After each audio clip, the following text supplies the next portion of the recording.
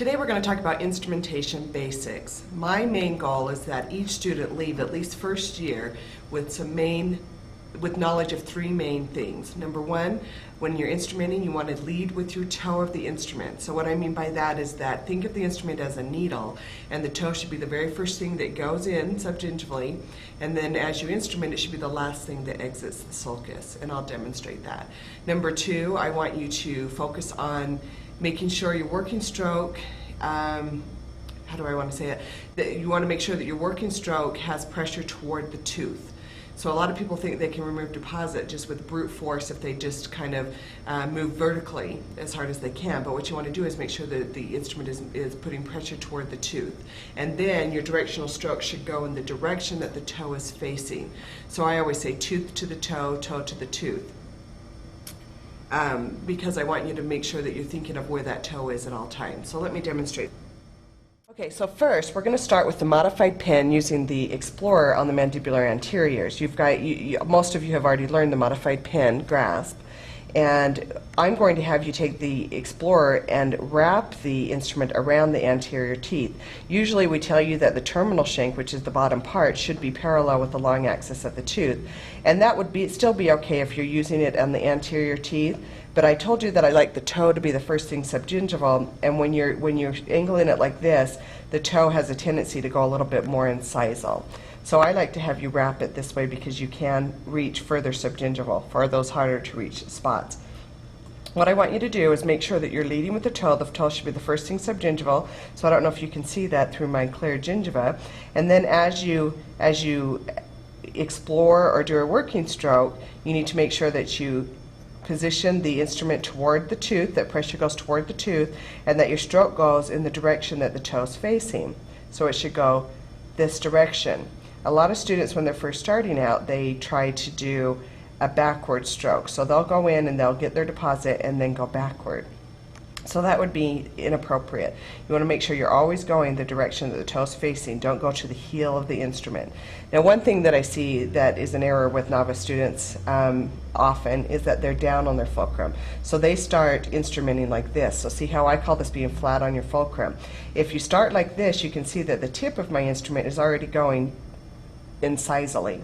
So basically the part of the instrument that enters the gingiva first would be the second, third, or the middle or knuckle of the instrument, as I call it. So sometimes you'll see people instrumenting like this. You're not going to reach deposit with the knuckle of your instrument. Think of it as if you're trying to reach into a jar to reach something. You're not going to take your knuckle and try to pick something up. You're going to take your toe of the finger to try to scoop. So think of it that way. You've got to always lead in with the toe. If you're leading in with the knuckle of the instrument, that's not going to be very effective. So if I see you like this and I say come up on your fulcrum, I'm trying to get you to come up, up, up, so that you can reach in with that tiny bit of the toe, okay? And always, again, making sure your pressure goes toward the toe and then toward the tooth, toward the direction of the tooth. Okay. So for posterior exploration, I'm going to have you take your instrument and make sure that the terminal shank, which is right here, is parallel with the long axis of the tooth. That allows you deeper periodontal access to while you're exploring that tooth. If you switch it and try to have it curved around the tooth, this curve of the instrument's getting caught up on this rather bulbous cusp, and as you can see, it's going to limit how far you can go subgingival. And obviously this is a typodont, and you're not dealing with the cheek here, but just trust me that you're going to have limited accessibility if you try to curve your Explorer here. So we want you to make sure you're parallel with the long axis, you're leading with the toe, and that you do what we were talking about. Every time you activate an exploratory or working stroke, you should be putting your pressure toward the tooth, and your stroke should move toward the toe of the instrument. So you shouldn't try to go backward at all. That's kind of hard to do in this quadrant just because the cheek's going to force your movement to come forward. But if, for instance, you're here on the linguals of the mandibular quadrant here, you're going to want to make sure your stroke's coming out of the mouth like that, and you might think, well, that's what I just told you, that you want to go the direction the toe is facing, but you also need to make sure that the instrument's being pressed against the tooth. That's where the pressure should go. And so basically you need to be up, up, up on your fulcrum so that you can make sure your pressure's coming this direction, this direction, this direction. I'm being dramatic here. But if your pressure's coming this way from the front of the mouth, then you're actually coming kind of along the side of the tooth, but you're not going against the tooth. like here, which isn't such a big deal when you're dealing with the exploration, but when you want to remove a heavy piece of deposit, you really need to make sure that you're utilizing your strength in the best way possible. So I just wanted to show exploration there. I also want to go to exploring the mandibular anteriors from like the 8 o'clock position, because we showed exploration here before with the modified pen, but when you're exploring from the 11 o'clock position, you're going to want to use what's called a split grasp, which requires that the instrument is positioned, instead of at the knuckle here, at the V of the hand. And also your stack of fingers in a modified pen will have to stretch just a little bit to allow your fulcrum finger to get out of your way. So what will happen here is I'm going to position my instrument in the split grasp, and then again I'm going to lead with the toe, keep my instrument up, up, up, up, up, and advance it like this. I'm putting pressure toward the tooth, and my stroke is going in the direction that the toe is facing. So what I see a lot of the time that's an error is that people try to use a modified pen, which forces the tip of the instrument out of the sulcus, number one, so you're leading down into the gingiva with the knuckle of the instrument, and number two, their stroke is going toward the heel of the instrument. So I'm coming backwards instead of coming toward the face of my patient, or toward the toe, the way the toe is facing. If you're in a modified grasp, you almost can't get that directional stroke going because you're running into the patient's face here. So try to always keep a split grasp when you're trying to explore on those mandibular anteriors from the 11 o'clock position. Now the same thing will be said when you have the SH67 in your hand. You're going to keep the split grasp, you're going to lead with the toe, and make sure your stroke goes toward the tooth and toward the direction the toe is facing. Of course, with this typodont, that means that we're performing extractions because we're using such a good directional stroke, but that's what it should be. You should never try to just pull the pull the deposit off just with brute force. You can't do that. You've got to make sure it's going toward the tooth and toward the toe, and that's going to effectively remove deposit. If we're at the 8 o'clock position and you're doing these surfaces toward the same thing, you need to be up, up, up on your fulcrum, lead with the toe of the instrument, make sure your stroke's going toward the tooth and toward the toe. Okay, you can see that. Lead with the toe. I see this a lot of times with students. They get in there like this. This is incorrect because you can see that the toe's going incisal and they're flat on their fulcrum, so they need to come up, up, up, up, up so that they're leading with their toe. Let me show you with posterior instrumentation then. Again, this is just like using the ODU 1112. We're going to take the terminal shank and make sure that it's parallel with the long axis of the tooth, and lead with the toe and make sure our stroke's coming toward the tooth and toward the direction of the toe. It's kind of hard not to get that correct stroke right here because of the cheek, but again, if you're down here or in another area, it's easy to it's easy to just try to remove that deposit with brute force rather than applying directional pressure toward the tooth and then go toward the toe. I see a lot of people kind of come like this with their stroke. They come backward toward the heel. So I want you to really watch that when you're coming along the buccal. You're toward the tooth and your stroke's coming toward the toe, but when you come mesially now, you need to almost dramatically change the way that you position yourself because your tooth needs to come here. Your directional stroke toward the tooth now needs to go distal toward the mouth, and then it needs to come toward the toe that way. So when we're on the back part of the tooth, we're pulling this way toward the tooth, mesially toward the mouth. When we're on the mesial, we're pushing distally. You've got to get that pressure in there. And then you can kind of see too that I'm keeping my toe down. I see a lot of times up in this quadrant that people will instrument like this. So their toe's almost incisal. If you can see that, you've got to keep that toe down. The first thing in the gingiva, the last thing that comes out. So keep that toe down. Don't find yourself instrumenting like this. One other thing I want to caution you on is that when you go to instrument and you put that lateral pressure against the tooth, you've already established a relationship of the instrument to the tooth that's in the correct angle. And then when you apply your stroke going toward the toe, you don't change that relationship. Sometimes students, when they go to activate their working stroke, they flatten their instrument like this. Well, that changes the relationship of the blade to the tooth now. So you're not getting the same working efficacy for that full stroke, and you're just going to burnish deposit. So you want to make sure that you're not just pivoting laterally on your fulcrum. You need to go toward the tooth and then go toward the toe. Go toward the face. There's just a big difference in that stroke from this and that. It'd be nice if we have a tooth that's teeth didn't come out. Anyway, those are the basics I want you to focus on, and let's look and see what it looks like clinically. Like this. But I really want to make sure that people hone in on when they work. An SH67 does have two separate ends. Sometimes people think, as I twirl it in your face, sometimes people think that the ends are the same, but they're slightly curved. If you look at the back of it, you can see that this one's kind of coming more this way. And then if I turn it this way here, this one's slightly curved to this direction. So you want the curve to go toward the tooth so that when you go to place your instrument, your curve's going more toward the tooth. Sometimes I switch it like this to see which one looks better. See, I can see more of the blade here, so I know that I need to switch again.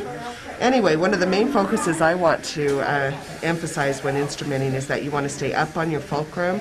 That way it forces your toe to be the lowest thing.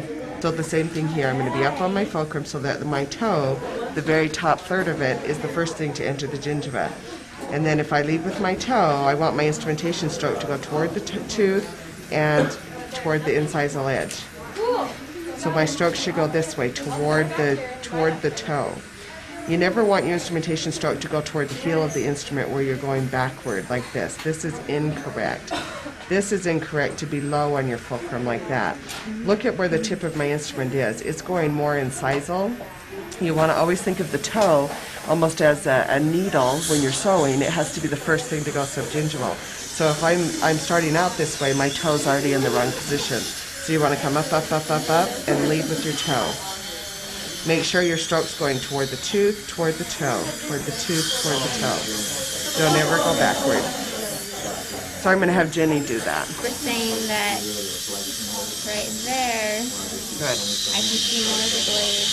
Whereas right there, it's more Yeah, adapted to that's the... beautiful. Okay, and then get on top of the toe now. Move the toe down. Very nice. I like what you're doing. Very nice. And maybe keep the toe a little bit turned this way. Very nice.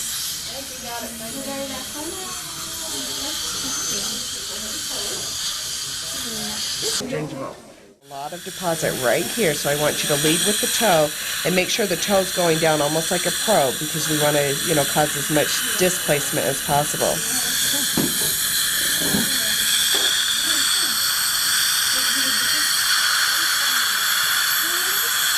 Okay, let me have you stop for a second.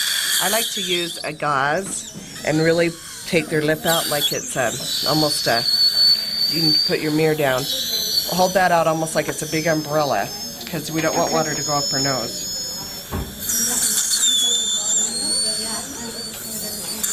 Good. Good. Very nice. See how you're leading with the toe a little bit further down? I like that a lot. I can feel it right there. Yeah, there's a chunk there. And sometimes I hit the chunks going down too. Because sometimes you have to hit it from multiple directions. The other thing, and I know you're not done, but I want to see you come here. I want you to enter kind of like this. Look at that. Look at all that coming out. Fantastic. Now see, if you were holding the section by yourself, you would have a very difficult time doing this and keeping the patient in comfort. So you really should just position your section and let it stay there and do the job.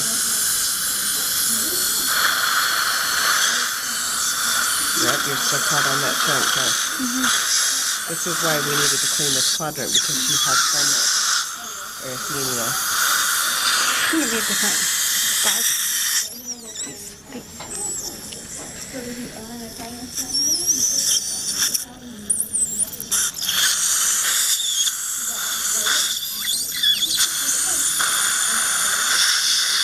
When you get more in a proximal, remember that you're coming this direction. Do you know what I mean? It's a pretty dramatic emphasis on which way the instrument is supposed to go.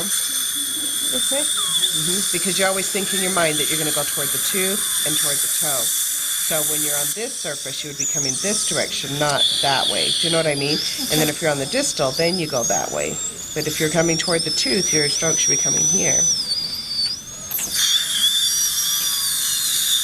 Very nice. And I can see that you're making some progress there. It seems like the bump is a little smaller. Is that right, Ashley? Yeah. And it may be that you have to get the rest of that from the lingual. What about the mesial of 6? I think she has some deposit there too. I like your use of fulcrum, even though you're using ultrasonic and you're at an anterior tooth. Fantastic. That's a big piece. Don't ever think that you can just blatantly use an extraoral fulcrum. Intraoral is always best unless it alters the way that you can access the tooth. I'm looking in my mirror and I'm just kind of sweeping the whole back part of that tooth. But see, the suction doesn't have to be in your way. Just use the suction almost as your fulcrum. Okay. Because you're not applying a lot of pressure, so you definitely couldn't do that if you were instrumenting, but then there's a lot of heavy tartar right there. Heavy tartar right here, so I'm going to come down on it almost like a probe. I'm going to come at it coming with a mesial direction, and I'm going to use the back of the instrument to try to push it away too. So we're kind of coming both directions. I think I should use a different tip. You could use a different tip. I like the one you have though. Were you thinking of like a black tip? I usually always use that one, so I just didn't know. I think that if your patient had a lot of supragingival tartar, then a black tip or like a gross scale instrument, the Big Easy, would be more appropriate. But because her deposit's all subgingival, you really need a slim line because her tissue's so edematous. You don't want to get in there and cause a lot of tissue trauma. But see how I kind of just move around? I have good control. I'm using a correct adaptation technique, but I kind of just move around until I feel like it's all out of there. I know this is still there because I can see it and I can feel it. It's quite heavy. But sometimes I leave it alone and come up here to make sure that this is taken care of. We did all of that, and then we go to our instrumentation. One thing is that on a patient like this, see how her coronoid notch is protruding into the cavity? We're not getting good access here. So what I wanted to show you is that I'm going to use a posterior kind of scaler instrument and look directly into my mirror. So I'm sitting kind of 9-10-ish and I can look directly into my mirror. I'm going to try to scale the posterior part of that tooth also onto the buccal from here, because access from here is going to be a challenge. I still can, but it's kind of a blind instrumentation. She has kind of a large chunk there. But see how I'm fulcruming here? The reason I'm fulcruming on the side of the face is that if you do a front entry like this, it's harder for you to get your stroke coming toward the tooth this way. So sometimes if you do a posterior, an access with an extraoral fulcrum, you can come straight away to the posterior part of the tooth. You can turn your instrument this way if you're going to scale, kind of swooping around, or if you want your stroke to come toward the tooth. So you're kind of fulcruming with your knuckles? I'm using my knuckles against her chin. Okay. Just on an area where you have such difficulty with access. And then sometimes I leave the section in there. So now I'm coming a little further anterior, and as I come anterior to the mesial, I make sure that my fulcrum's intraoral. But then when my stroke needs to come again toward the back of the mouth because the tooth is facing that way, then I get an extraoral fulcrum again. So right there, because it's so heavy, I'm going to go like this. Leave my section in there, then I'm going to come intraoral with the fulcrum, then I'll go back out. It's kind of a mixture of each. But I'm going to let you try it. I just wanted to kind of do a demo there. And you know, you did such a good job with the use of ultrasonic that we don't have a lot of instrumentation to complete here. Sometimes I use both. I love putting my gauze in the vestibule because then, see, I can instrument, do what I need to, and then just let the gauze fall forward. And it just keeps my area a little bit cleaner, see, like that. That's really good. And this is a class 2 patient. So she's not really periodontally involved as much as she just has a ring of deposit around each area. So what I like here, Ashley, is that you are moving your stroke flatter so that you're coming toward the tooth, which is this direction. See, and you can hear when efficacy increases with proper adaptation. Good. Let me get a little section for you. Good job.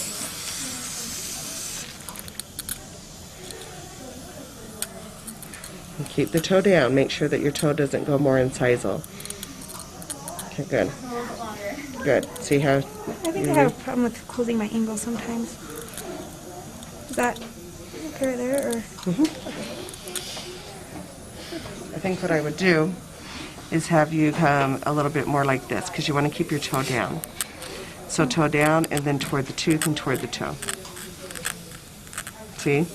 And you're coming a little bit too much like that. Okay. See, so think of it as if you're going to try and put your finger in something to pull it out. You're not going to use the knuckle of your finger or even this knuckle. You're going to want to lead with the tip. And so that's really what I want to see happen. And not so much the tip directly, but Yeah. the tip being the lowest. Okay. Okay? And let's see this tooth. So you're probably getting pretty close to having her done.